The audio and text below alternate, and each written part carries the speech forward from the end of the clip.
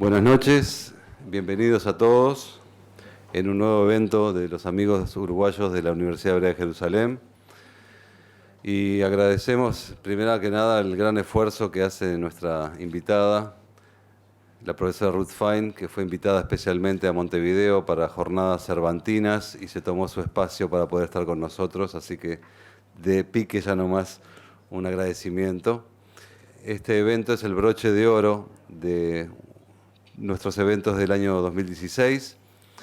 Veo varias caras conocidas, unas cuantas caras conocidas, lo cual indica que tan mal no lo hicimos las veces anteriores. Y es un desafío para poder seguir trayendo conferencistas, investigadores, profesores de primera línea, como es la Universidad Hebrea de Jerusalén. Contamos hoy con la presencia del ministro del Tribunal de Cuentas, ingeniero Ruperto Long, bienvenido, y una serie de personalidades que no voy a nombrar para no dejar a nadie afuera. Les puedo adelantar, sí, que en enero vamos a tener una serie de eventos en Punta del Este, cumpliendo con nuestra tradición de hacer eventos sobre el Medio Oriente y sobre tecnología en Punta del Este, y durante el año traer profesores de primer nivel. La profesora Ruth Fein es titular de la Cátedra Salomón en Victoria Cohen de Estudios Ibéricos en la Universidad Hebrea de Jerusalén. Es argentina, hace muchísimos años que ya está en Israel, y es la directora del Instituto de Culturas Occidentales. La Real Academia Española la eligió este año como académica corresponsal extranjera, distinción que reconoce a personas por sus investigaciones, estudios y publicaciones sobre distintas materias relacionadas con la lengua o la literatura españolas. La profesora Fein, asimismo, fue condecorada con la Orden del Mérito Civil por el Rey de España, por su contribución a la cultura española, y se desempeña también como presidente de la Asociación Israelí de Hispanistas y vicepresidente de la Asociación Internacional de Hispanistas. Démosle una cálida bienvenida a la profesora Ruth Fein. Quiero agradecer por esta invitación que verdaderamente me honra. Estoy muy feliz de estar aquí. Estoy muy feliz de estar en Montevideo y en Uruguay. Hace ya casi 40 años que no regresaba a este hermoso país y es una oportunidad magnífica para mí y por supuesto quiero agradecer muy especialmente al presidente de la Asociación de Amigos Uruguayos de la Universidad Hebrea, el doctor Gabriel Goldman, y a la directora de Estudios Judaicos y, de ORT y AORT por haberme extendido esta invitación. Como han escuchado, soy argentina, nadie es perfecto y, siempre es una broma, pero importante entre uruguayos.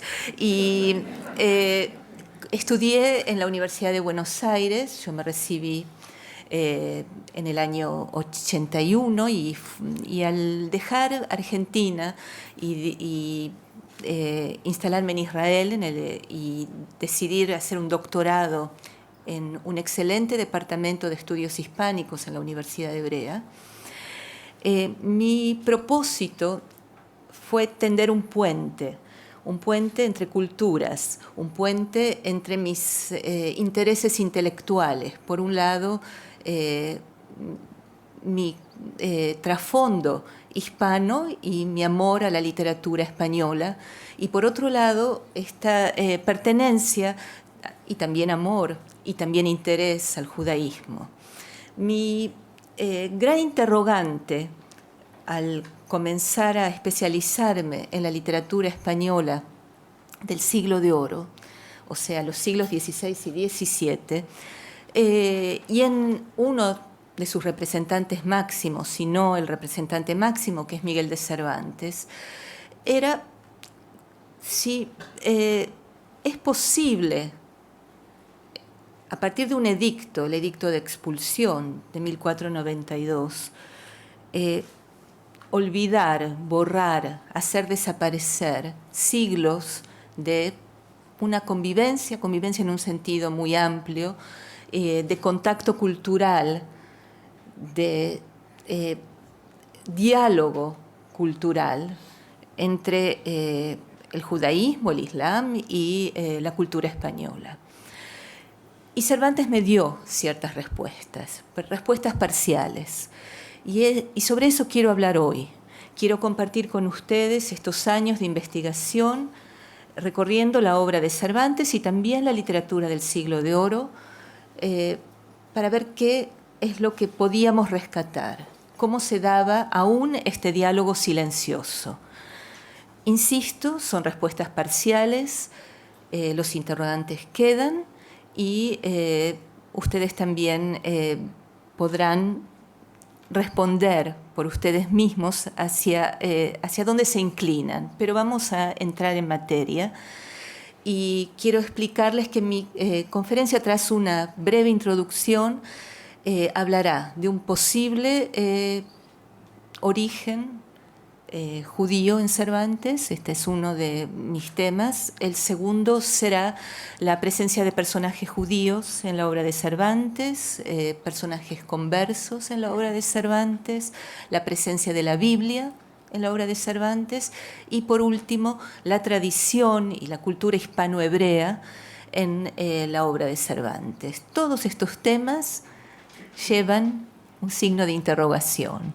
Entonces comencemos. Estamos hablando entonces de paradojas. Nuestra historia común es una historia de paradojas, en muchos casos paradojas dolorosas. Miguel de Cervantes parece haber compartido esta certidumbre. El siglo de oro en España y el siglo de oro de España. Dos inocentes preposiciones separan mundos distantes que se han desconocido mutuamente.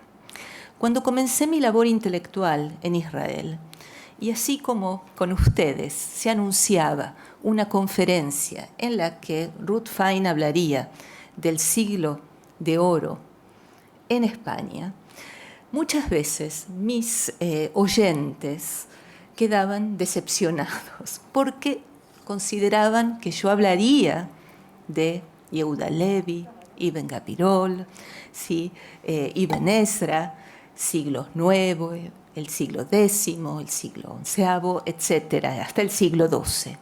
Y sin embargo, Ruth Fein hablaba de otro siglo de oro.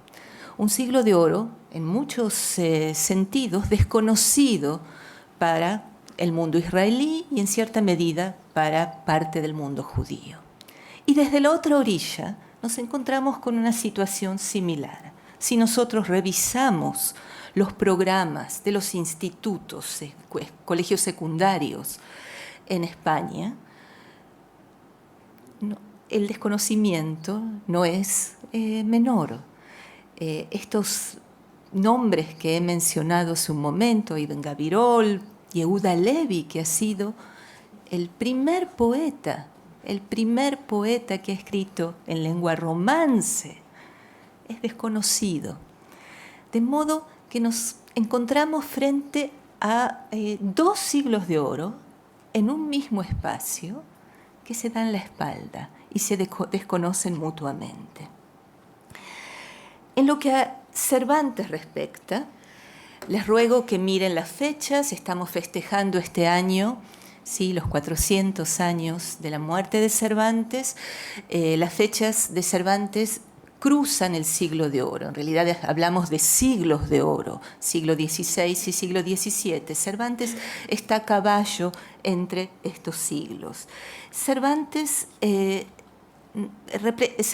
dicho, es el mayor representante de este siglo de oro y su obra presenta una complejidad y una ambigüedad indudable, y en parte esta complejidad, a mi criterio, se debe justamente a la reelaboración silenciosa de estas tradiciones culturales que Cervantes recoge, amalgama, realiza un sincretismo que posee diferentes sustratos, tanto en lo social, lo religioso, lo lingüístico, lo literario.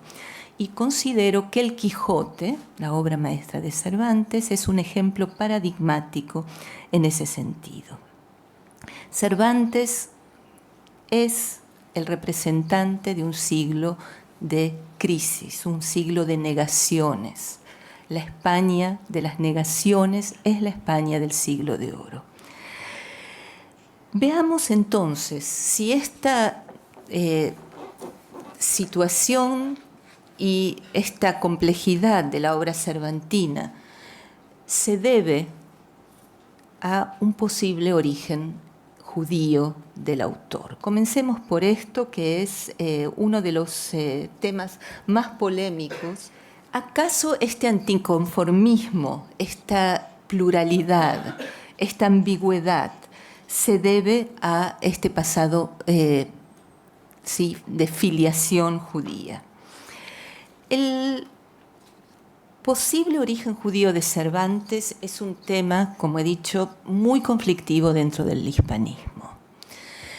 Es un tema que ya lleva 70 años de ser tratado. Fue por primera vez sugerido por un gran hispanista, Américo Castro.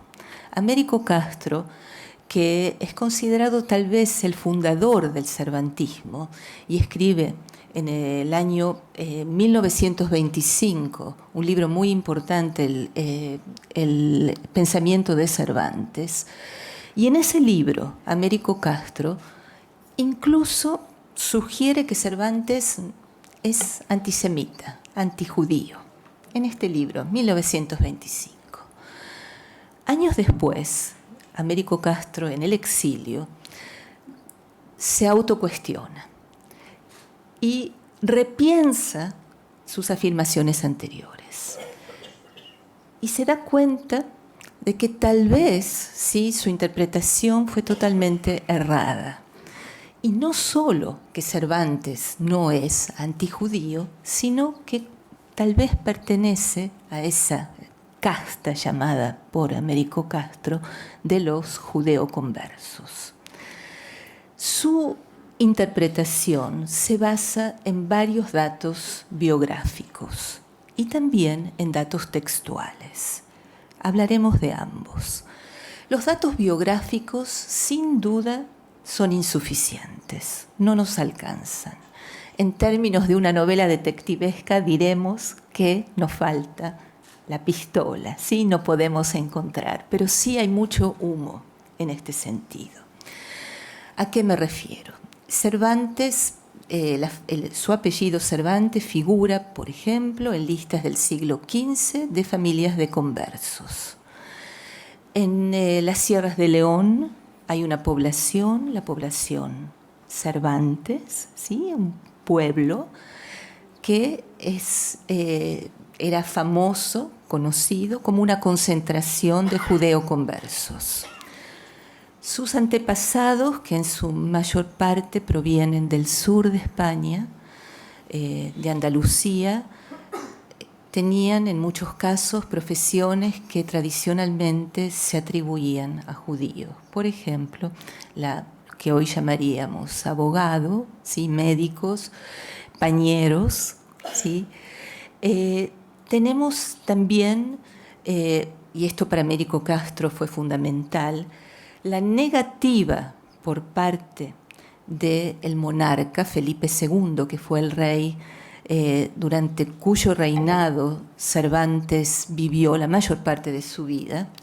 Felipe II no le permite a Cervantes, su administración no le permite recibir un cargo en América. 2 veces Cervantes hace esta petición y la hace con cierta justificación, porque Cervantes sería lo que hoy llamaríamos un héroe de guerra. Cervantes había luchado, como todos saben ustedes, en la batalla de Lepanto. En Lepanto había recibido cartas, ¿sí? de los militares que lo dirigían, felicitándolo por su acción. Y al regresar a España, Cervantes fue apresado y cayó cautivo en Argelia. Allí estuvo 5 años y medio como prisionero y al retornar a la península ibérica estaba segura de que estas cartas que llevaba lo ayudarían a conseguir el tan ansiado puesto en Potosí o en Guanajuato. Estos eran los puestos que había solicitado. 2 veces solicita estos cargos y 2 veces es rechazado. Una explicación posible es que se trataba de evitar dar estos cargos a personas de origen converso. De modo que Américo Castro arguye que esta podría haber sido una razón. Otra razón es que Cervantes vive una vida rodeado de mujeres. Mujeres, sus hermanas, su sobrina, su hija. Parte de estas mujeres, no todas, tienen una situación social algo liminal, algo sospechosa. Eran mujeres mantenidas por especies de amantes, ¿sí? No estaban casadas, tenían una situación legal especial. Y este era el destino de muchas judeoconversas que no podían acceder a matrimonios socialmente respetables y tenían que estar en esta situación bastante degradante. En ciertos documentos se habla de las servantas, es decir, han tenido un altercado en la ciudad de Madrid y quien toma nota de este documento la llama con este nombre despectivo. Otra de las huellas que nos deja este posible origen. Una de las hermanas de Cervantes, Luisa, pide acceder a los hábitos religiosos y lo hace justamente en una orden, una de las pocas, que aceptaba a judeoconversas, que no se revisaba y controlaba el linaje. Otra señal. Cervantes es ya famoso, sigo con algunas de las pruebas. Está ya consagrado gracias al Quijote. Dedica la segunda parte del Quijote al conde de Lemos. El conde de Lemos se lleva en su comitiva a una serie de escritores famosos, por ejemplo, los Argensola, cuando va a Nápoles. Nápoles era colonia española. ¿A quién nos lleva? A Cervantes. Hay esta expresión tan mexicana, un ninguneo hacia Cervantes. Y todos, ¿sí?, estos datos, estoy nada más que dando alguno de ellos, resultan sospechosos. Resultan sospechosos de la situación en la que Cervantes se hallaba socialmente. ¿Tenemos una prueba fehaciente? No. Tal vez la más fehaciente es que Cervantes construye, es decir, una ficción, en este documento que se exigía para acceder a determinados cargos, el documento de limpieza de sangre. Como saben ustedes, ¿sí?, para acceder a determinados cargos eclesiásticos, administrativos, universitarios, se pedía una comprobación de limpieza de sangre. En general era que 4 generaciones antes no hubiera ninguna, y el concepto que se utilizaba, por favor presten atención, era mancha, que no fuera un manchado, ¿sí? Y Cervantes tiene que hacer esta comprobación y es totalmente falsa. El gran biógrafo de Cervantes, hay varios, pero Jean Canavallo ha demostrado que este documento no tiene validez alguna. Sí, él ha tomado a algunos vecinos de su entorno que lo conocen hace meses, que han declarado para demostrar, sí, su limpieza de sangre. Entonces, ¿qué hacemos con esto? ¿Podemos señalar que Cervantes era de origen judeoconverso? No tenemos una respuesta definitiva, pero sí tenemos marcas, señales, sospechas. De todos modos, ¿sí?, quiero insistir, y tal vez esto sea después motivo de discusión con ustedes, que han notado que permanentemente yo me estoy refiriendo, ¿sí?, a judeo converso, no judaizante. Es muy distinto, ¿sí? Cervantes nació, como han visto antes, en el año 1547, es decir, que estamos casi 2 generaciones después de la expulsión. No hay judíos en España, hay judaizantes. Cierta parte de la crítica, a la que yo personalmente no adhiero, ha establecido ha adelantado esta hipótesis de que sí Cervantes podía llegar a haber sido incluso un judaizante, es decir, que practicaba el judaísmo en secreto. Mi conocimiento, mi investigación no halla una comprobación, sí, como he mostrado hasta hace un momento, la posibilidad de un origen judío en sus antepasados. ¿Qué significa esto?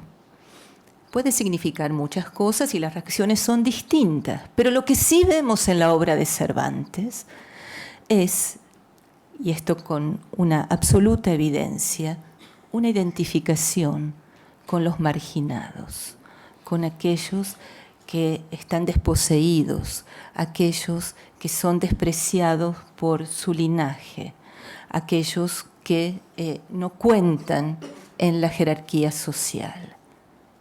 Cervantes coloca como protagonista a un villano, a Sancho. Cervantes habla de los moriscos y les hace decir con enorme dolor, tras la expulsión: doquiera que vamos, lloramos por España. Esta identificación con los marginados es, tal vez, podemos aventurar, una consecuencia de su propia marginación y de su propio origen. Nuevamente, un interrogante abierto, pero creo que es un interrogante válido.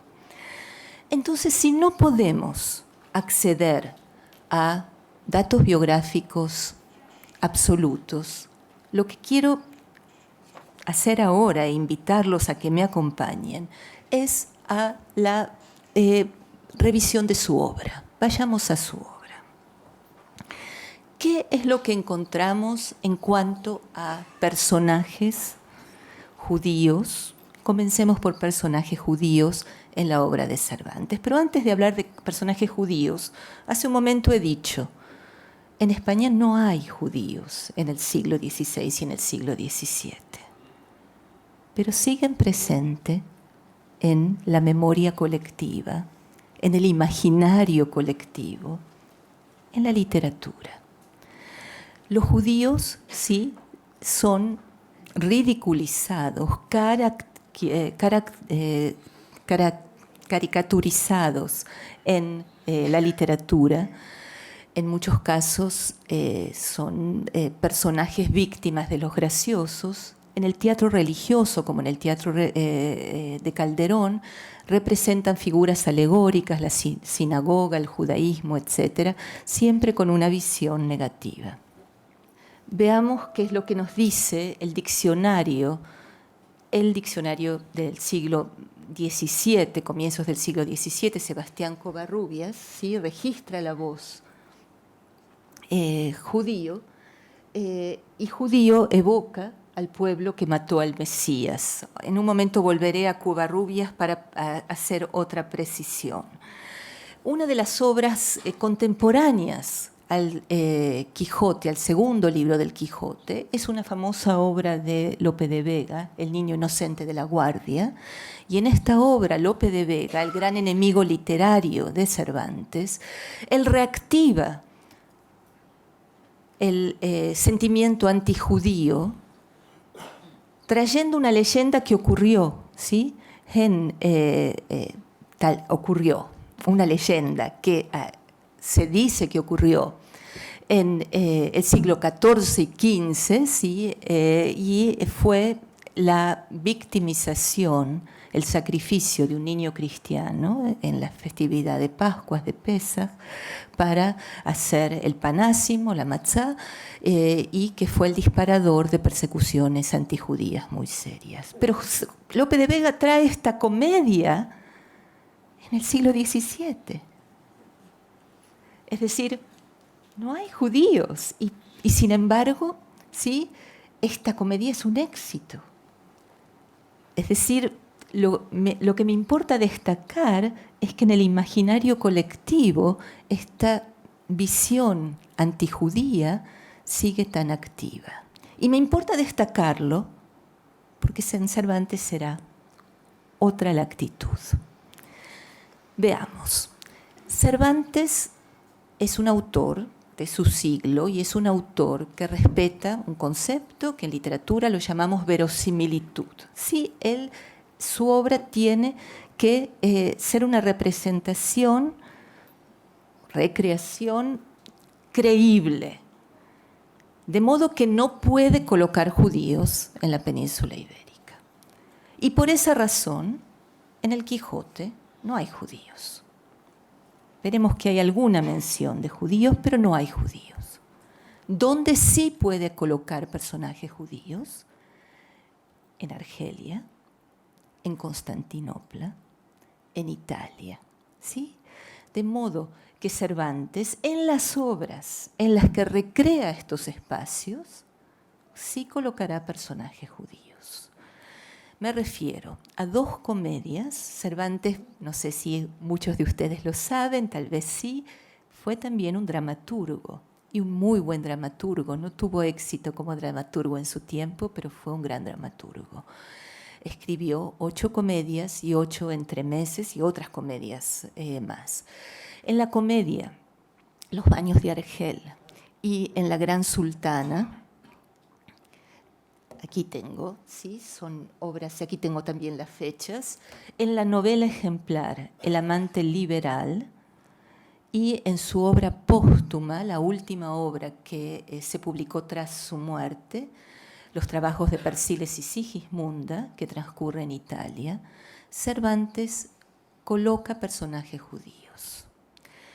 Y estos personajes judíos tienen un rol, he dicho al comienzo, ambiguo. Por un lado, son personajes que en parte son victimizados por los graciosos, los personajes que justamente son representantes de la iglesia, sacristán en un caso. Pero por otro lado, se mueven libremente en estos espacios, son libres, van por Italia o por Argelia, ¿sí?, ejerciendo el comercio, ejerciendo la medicina, ¿sí?, invitando a los cristianos a sus casas. Esto, para un público, estoy hablando de obras de teatro, debió representar una gran sorpresa. ¿Qué hacen judíos libres, ¿sí?, en un espacio en el judío es acaso, ¿sí?, una figura tan negativa, deleznable? No se lo puede aceptar libremente y aquí están libres. Son atacados verbalmente y también físicamente en alguna de estas piezas por el gracioso cristiano. Pero a su vez, ¿sí?, ellos responden. Y si el cristiano les dice perro judío, el judío responde perro cristiano. Es decir, no es la víctima pasiva, no se queda callado. Hay otras señales muy interesantes. Una de ellas es cómo Cervantes utiliza el término mezquino. Mezquino es una de las pocas palabras que han tenido un desarrollo en el español desde el hebreo. El árabe también, pero es el hebreo de misken. No sé si aquí alguien sabe algo de hebreo. Y misken, mezquino, no es mezquino de avaricia, ¿sí?, es pueblo mezquino en el sentido de pueblo desgraciado, pueblo sufrido. Le está utilizando el sentido del hebreo. Pero más interesante aún es que en esta pieza, ¿sí?, La Gran Sultana, el cristiano, el gracioso, quiere arruinar el sábado del judío. y sabe cómo hacerlo. Ante todo, le quiere quitar la olla que tenía preparada para el sábado. Y sabe, porque se dice, que el judío no puede cocinar el sábado. Y el judío lo dice: si me quitas la olla, no puedo comer. Pero no solo eso, le tira un pedazo de carne trefe. Esto está en el texto. Trefe. Cervantes conocía el concepto. Para los que no lo conocen, es carne no kasher, no kosher. Hasta el día de hoy, y esto ahora que tengo alguna relación con la Real Academia Española tendré que corregirlo, si ustedes van al diccionario de la Real Academia Española, se cita Cervantes, aparece el concepto trefe y se dice carne magra. Es decir, que ellos no saben lo que Cervantes sí sabía. ¿A qué me refiero entonces? Cervantes trae un sinnúmero de marcas, de conocimiento que se había perdido ya hace 2 generaciones, por lo menos en España. Está dialogando con un público que no entenderá esto, pero él sí entiende y le importa colocarlo. Y esto es muy importante, ¿sí? Entonces, personajes judíos, ¿sí? Y personajes judíos, además, quiero citar ahora, en el amante liberal, este es un momento interesante. Tenemos un mercader judío que es muy poderoso en el mar Mediterráneo y que es aquel que ha tenido a esta mujer cristiana, la ha encontrado, la ha aderezado con piezas y vestimenta muy rica, con joyas, y los turcos quieren comprarla. Y el judío dice cuál es el precio. Y como ven ustedes en la cita, el narrador se ocupa de señalar que, dijo el judío, valían otras 2.000 doblas, y así era la verdad. Es decir, que la avaricia del judío no es tal en este texto. Él sabe lo que vale. En fin, les pareció a todos que el judío anduvo corto en el precio que pidió por el vestido, e incluso pidió menos. De modo que con estas referencias sutiles, Cervantes cuestiona el estereotipo del judío.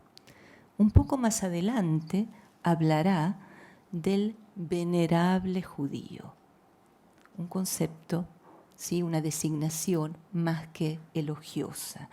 Todo esto es absolutamente excepcional en el contexto de la literatura del Siglo de Oro. Casi no encontramos comparación. Pero, lógicamente, como he dicho hace un momento, la presencia de judíos no puede ser muy abundante en la obra de Cervantes, dado que la mayor parte de la obra de Cervantes transcurre en la península ibérica, donde ya no hay judíos. En cambio, lo que sí es abundante es la presencia de conversos. Y aquí quiero detenerme un momento y hacerles recordar lo que vimos hace un momento en Covarrubias. Voy a ir hacia atrás. Esto es parte de una investigación que yo he defendido. Hay 3 conceptos que tenemos que distinguir y que en realidad la crítica del Siglo de Oro no ha sabido siempre diferenciar con claridad. El concepto de converso, lo conocemos todos, es aquel que ha adquirido, ¿sí? No es exactamente anusim. Anusim es judaizante. Anusim es aquel criptojudío, aquel que esconde, ¿sí?, la religión judía, la sigue practicando en secreto, no importa en qué forma. El converso cubre un espectro muy amplio, es decir, hay conversos que con las generaciones o incluso, bueno, yo siempre sostengo, la conversión hasta 1492 nunca fue voluntaria. no podemos hablar de una conversión voluntaria. La conversión se hizo por presión económica, por presión. Es decir, para mí eso es una contradicción. Pero al pasar las generaciones, la mayor parte o una gran proporción de estos conversos se han hecho cristianos y buenos cristianos. Desde la visión de la sociedad, como hemos dicho, 4 generaciones y la mancha sigue existiendo. Es decir, la sociedad no ha aceptado a estos conversos y esto contradiciendo esencialmente la concepción cristiana de que el bautismo iguala, ¿sí? El cuerpo de Cristo es horizontal. Esto aquí hay muchos debates teológicos. Por supuesto que esto es estoy generalizando, pero estoy hablando de una mayoría, de un comportamiento social generalizado. De modo que si no hay judíos, es el converso el que asume las marcas negativas, estereotípicas que antes poseía el judío. Es decir, que si el judío, era avaro, afeminado, cobarde, ahora lo será el converso. ¿Sí? Es decir, el converso es aquel que en la literatura, estamos hablando de literatura, pero por supuesto también socialmente, va a asimilar las características negativas que antes tenía el judío. En cambio, y esto les pido por favor que presten atención y lo distingan, lo hebreo es un concepto positivo. Lo hebreo es el viejo Israel, el Israel bíblico, hasta la llegada del Mesías para el cristianismo. El pueblo judío no aceptó al verdadero Mesías, así como lo dice el diccionario de Covarrubias, y por lo tanto, la continuación del pueblo hebreo es el cristianismo, ¿sí? El verdadero, el nuevo Israel. ¿Por qué les digo esto? Porque es muy clara la diferencia en la literatura. Fíjense que Lope de Vega, al que vuelvo a citar aquí, para honrar a Cervantes, porque le estaría muy contento de que lo ataque un poco a Lope de Vega. Lope de Vega escribe varias obras bíblicas. Por ejemplo, una excelente obra, que está considerada tal vez una de las mejores obras bíblicas del Siglo de Oro, La hermosa Ester. En todo momento, en toda la pieza, se habla del pueblo hebreo. Jamás aparecerá el pueblo judío. ¿Sí? No hay ni una mención de judío o judía, es siempre hebrea. Y esto no es casual. ¿Comprenden? Lo hebreo es un concepto positivo y no se debe confundir con lo judío. Es decir, que si algunos críticos han dicho Lope de Vega es filosemita tras leer La hermosa Ester, esto no es cierto, ¿sí? Es decir, su actitud es una actitud de división, es decir, estas categorías son claras. Y Cervantes las mezcla. Cervantes, ¿sí?, hace aquello que denominamos un sincretismo, es decir, lo converso y lo hebreo pueden ir juntos, ¿sí? Lo judío es lo hebreo, ¿comprenden? Y esto se revela en distintos ejemplos. Y al mismo tiempo se burla ferozmente de la obsesión hispana por la limpieza de sangre. Y lo hace sobre todo en sus entremeses, ¿sí? Los entremeses cervantinos. No sé si ustedes tienen presente, los entremeses son piezas cortas, justamente entremés, es decir, interludios entre actos. Las piezas teatrales eran muy largas en el Siglo de Oro y estaban abarrotadas para evitar que se desbandaran, ¿sí? Los espectadores, como ustedes, espero que no se desbanden, iban armados, había que entretenerlos y estos entremeses eran entremeses muy breves, farsescos. Los de Cervantes son distintos. En estos entremeses, de estos entremeses rescato dos, el retablo de las maravillas y la elección de los alcaldes de Daganzo, que tal vez sean las piezas del siglo de oro, me atrevo a señalarlo, que más explícitamente se burlan, atacan esta obsesión por la limpieza de sangre. En los alcaldes de Daganzo se tiene que elegir un alcalde y todos son cristianos viejos. ¿Y cuál es la virtud más grande que puede tener un cristiano viejo? Ser cristiano viejo. ¿Y cómo se demuestra? No sé leer y escribir. Cuando les preguntan, ¿sí?, ¿cuál es su mérito? ¿Por qué quiere ser alcalde? No sé leer y escribir. Ergo, soy cristiano viejo. ¿Sí? Esta facilidad, esta alfabetización era famosa entre los conversos. Por lo tanto, esto, por supuesto, es una burla a la ignorancia y también a la limpieza de sangre. El retablo de las maravillas, que realmente es una verdadera maravilla y se representa frecuentemente, al menos en España, cuenta la historia que ustedes reconocerán, pero para simplificar, llega a un pueblo una compañía teatral y esta compañía teatral no existe, no hay nada allí, pero van a representar una obra invisible. Y solo la pueden ver, dicen los directores de esta compañía, aquellos que son cristianos viejos. ¿Y qué se representa en esa obra? Sansón con las columnas, el arca de Noé, todos motivos bíblicos. Cervantes hace, ¿sí?, representar verbalmente, ¿sí?, historias bíblicas, historias hebreas. Por supuesto, todos los espectadores dicen que la ven, ¿sí?, que están viendo a Sansón, que están viendo el arca de Noé, que se están mojando con el agua incluso, que ven los animales. Es decir, este terror de ser designado como cristiano nuevo, como converso.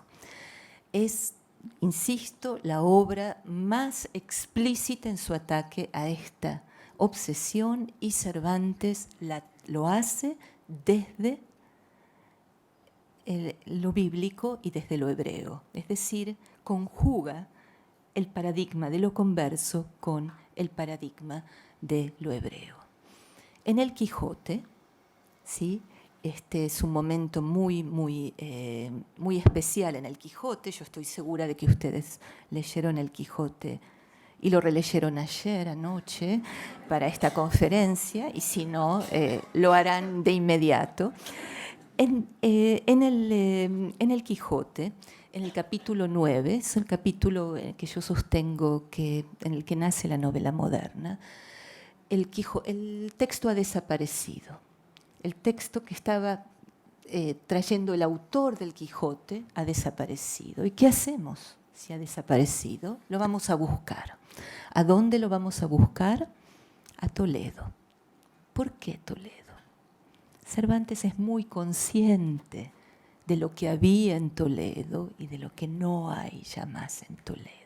Toledo es una ciudad fantasma en el Quijote, donde estaba el Alcaná. Ahora hay un mercado en el que los papeles se venden para hacer fuego. Y allí encuentra la continuación del Quijote. ¿Y en qué idioma está? En árabe. Y no sabe leer árabe. El árabe era una lengua prohibida. Pero dice el narrador, ¿sí?, de que si hubiera buscado un intérprete de una lengua más antigua y mejor, la habría encontrado. Por supuesto, es obvio que se está refiriendo al hebreo, es decir, una mención muy elogiosa del hebreo y tal vez, aquí sí, un indicio de que en Toledo habría criptojudíos que todavía podrían leer el hebreo. Es una frase muy enigmática y muy reveladora. Y ya que estamos en el Quijote, quiero señalar que en el Quijote hay 300 referencias, ha sido parte de mi investigación, al Antiguo Testamento. Digo el Antiguo Testamento con intención porque es la Biblia hebrea. Es decir, hay también, por supuesto, al Nuevo Testamento, pero hay 300 referencias, 300 intertextos, lo que llamamos los críticos.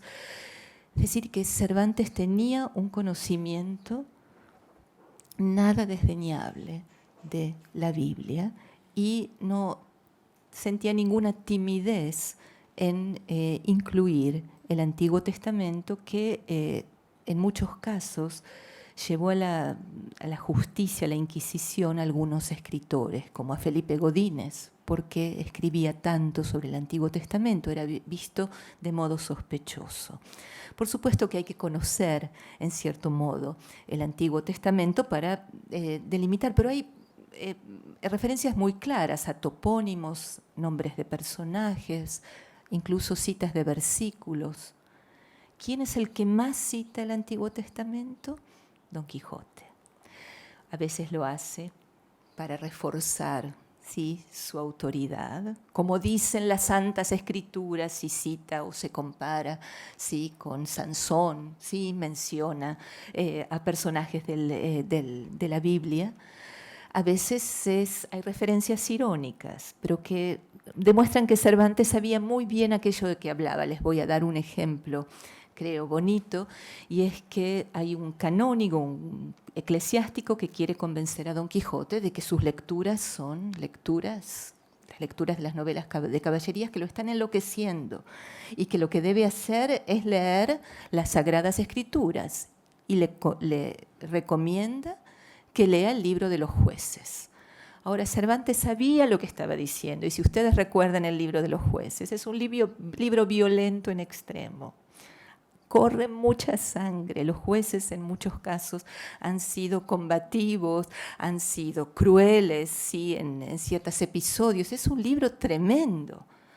Es decir, el último libro que tendría que leer, ¿sí?, Don Quijote, es el libro de jueces. Es decir, que hay una ironía, pero hay que saber leerla. Es muy interesante que parte de estos libros que utiliza Cervantes no son los más conocidos. Por supuesto, Salmos es muy conocido, Eclesiastés, pero él cita, como he dicho, los jueces, Deuteronomio, Levítico, el libro de Jonás. Es decir, tenemos un cúmulo de referencias a libros menos conocidos. Yo sostengo que Cervantes había leído muy bien la Biblia. Y en relación a ello, ya saliendo del Quijote, hablé hace un momento de La Gran Sultana, y en La Gran Sultana es una pieza teatral. Tenemos la historia, a ver, yo no les voy a decir cuál es la relación, a ver si alguien me dice, la historia de una cautiva cristiana que está en Constantinopla, y por su hermosura el sultán se enamora de ella, y ella no se convierte al Islam, y gracias a que el sultán la hace su esposa, salva a los otros cautivos, al pueblo cristiano. Sí, Esther, ya veo que todos. Es decir, estoy dándoles nada más que algunos datos porque es realmente llamativo, a mi modo de ver, muy claro que aquí se trata de una recreación del libro de Esther. ¿Sí? Es un tipo de trabajo que hace Cervantes con el libro de Esther. Es decir, que aquí tenemos todo un gran tema, la presencia de la Biblia, la recreación de la Biblia en el Quijote y fuera del Quijote, en toda la obra de Cervantes. Vamos entonces a la última sección de mi exposición, y es tal vez la más especulativa, la referida a la herencia hispano-hebrea, con la que comencé esta exposición. Cuando hablo de hispano-hebreo me estoy refiriendo a Sefarat, ¿sí?, a toda la cultura, a la literatura, a los textos que se han desarrollado durante siglos en Sefarat. ¿Hay algo en la obra de Cervantes?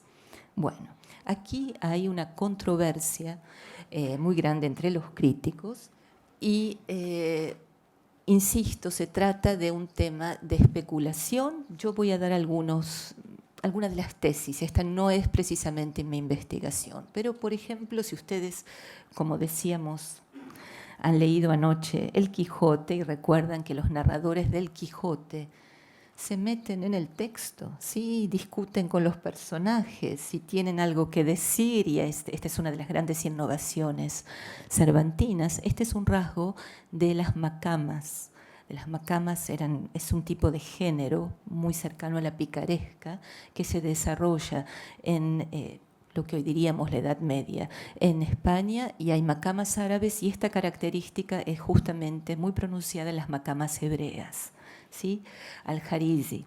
Estos narradores pudieron estar inspirados en la tradición de las macamas. Tenemos algunos núcleos narrativos muy interesantes. Sancho se muere de hambre cuando es gobernador en una ínsula, y esto también es parte de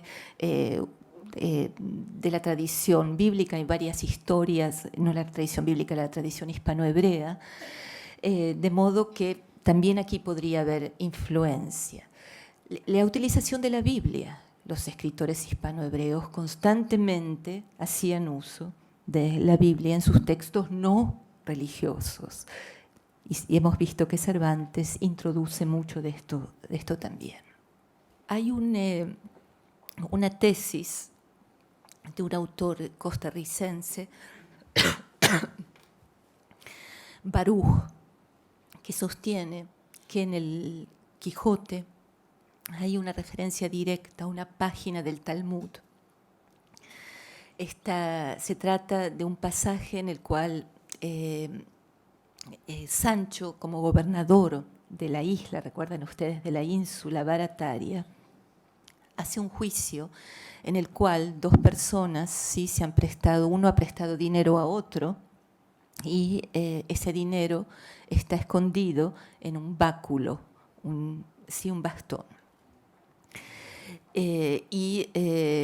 Sancho le hace jurar que le ha devuelto el dinero, y entonces al que le hace jurar le pasa el báculo a la otra persona y jura que le ha devuelto el dinero. Evidentemente el dinero estaba en el báculo. Esto se encuentra en el Tratado de Nedarim, el de votos, ¿sí? Para no votar, no jurar en falso. Y hay muchas diferencias, pero el núcleo es un núcleo muy similar.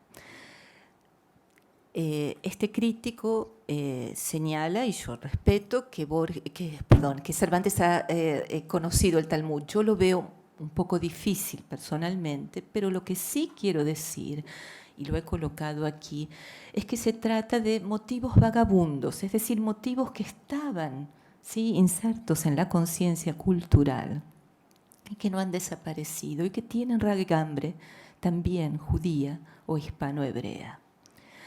Hay críticos más aventurados aún que relacionan el Quijote con la Cábala. Nuevamente no es mi investigación, pero les doy algunos ejemplos. No es mi investigación. Como ustedes saben, en el primer capítulo del Quijote, Don Quijote, que se llamaba Alonso Quijano, decide cambiar su nombre y cambiar su destino, ¿sí? Y esto se ha relacionado con también la tradición judía.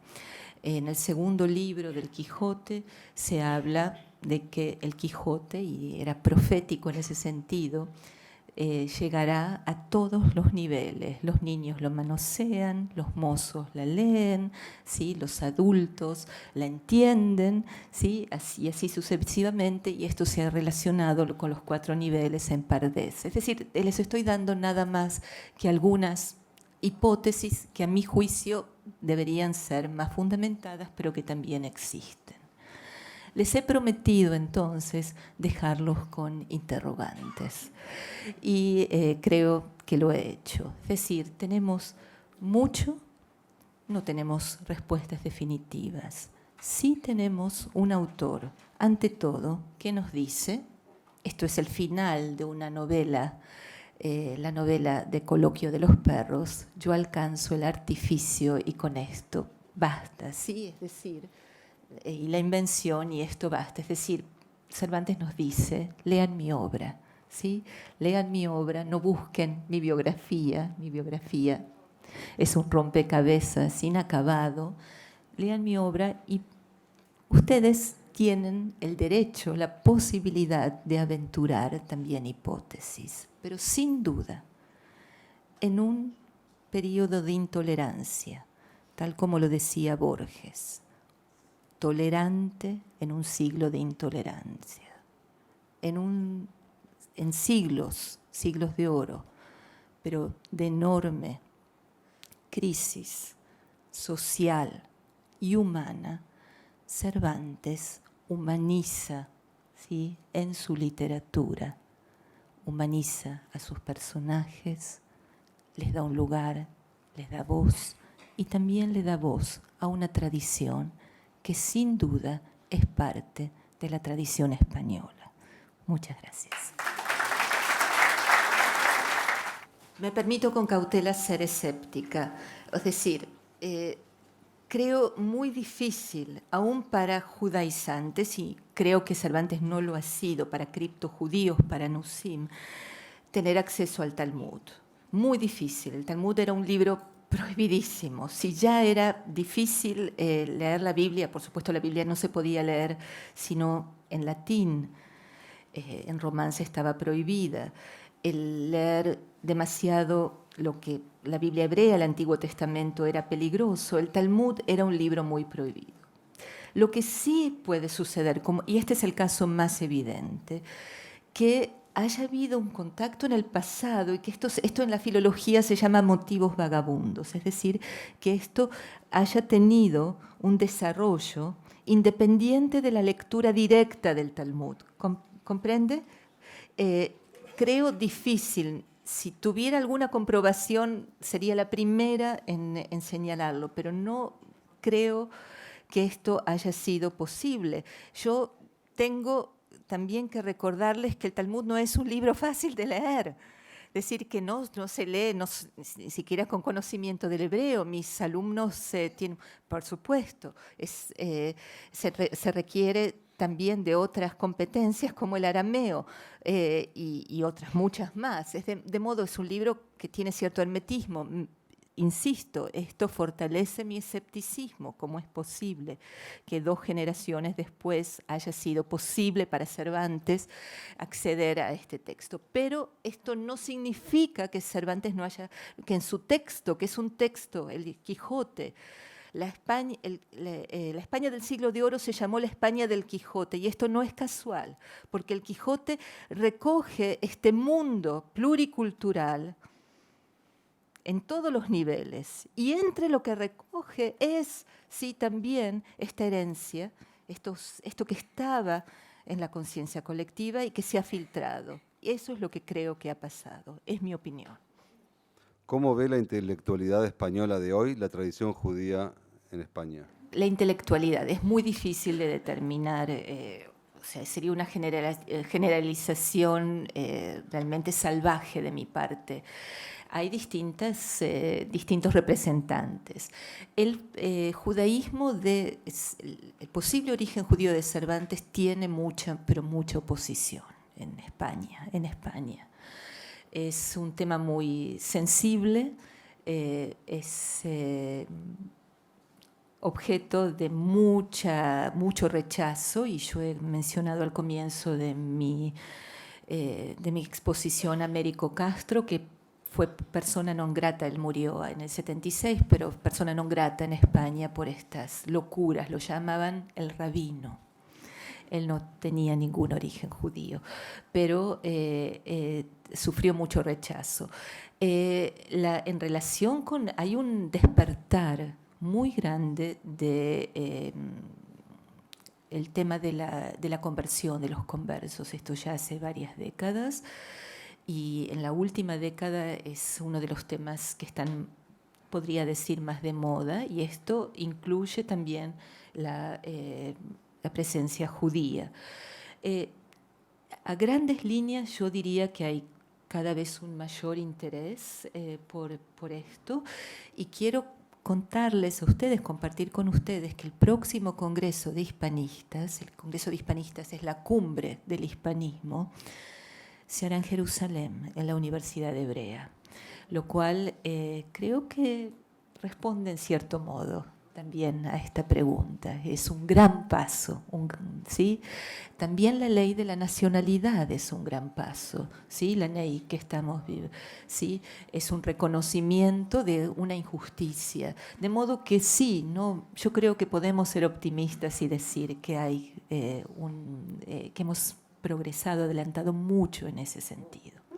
Cristóbal Colón en 1492, ¿era judío? En 1492, sí, en 1492 era judío. Esa es una pregunta que no puede faltar, no es mi investigación, así como con Cervantes es muy probable que haya tenido origen judío, hay muchas investigaciones al respecto, nuevamente también hay bastante oposición, hay un estudio, una asociación muy importante de estudios sobre Colón, como hay cervantismo, hay estudios de Colón que ellos niegan esta filiación. Y sí he dicho que en relación a Cervantes hay muchos interrogantes y hay muchas, se dice, más aire que queso, ¿sí? Más agujeros que queso en el Gruyère. En el caso de Colón hay más queso que aire, me parece a mí. Hay muchas, pero no es definitivo y hay bastante debate en la crítica. Como no es mi investigación, no puedo pronunciarme. Mi impresión es que sí, que probablemente haya tenido origen judío. Invitamos ahora a la compañera de nuestra comisión directiva, la doctora Elena Joffe, a entregar a la profesora Fine un recuerdo del Uruguay. Y agradecemos a la profesora el haber compartido con nosotros estos momentos y a todos ustedes por estar acá con nosotros otra vez más. Hasta la próxima.